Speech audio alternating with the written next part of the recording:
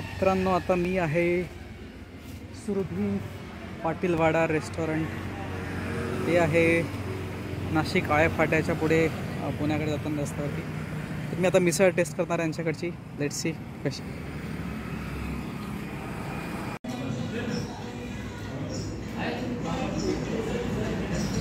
सुरभी आळे फाटा मिसळ बघू शकतायत. मिसळ थाळी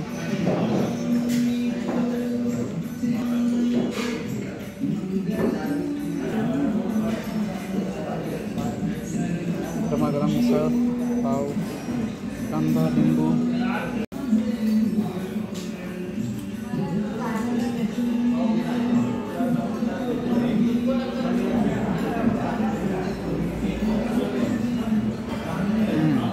इंटरेस्टिंग, छान आहे.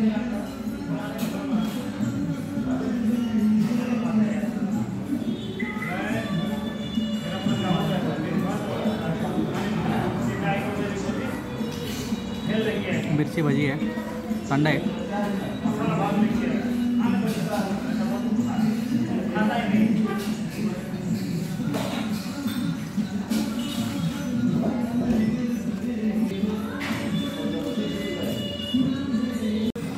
कर्री दिलेली आहे छानपैकी. मटकी पण दिसेल तुम्हाला.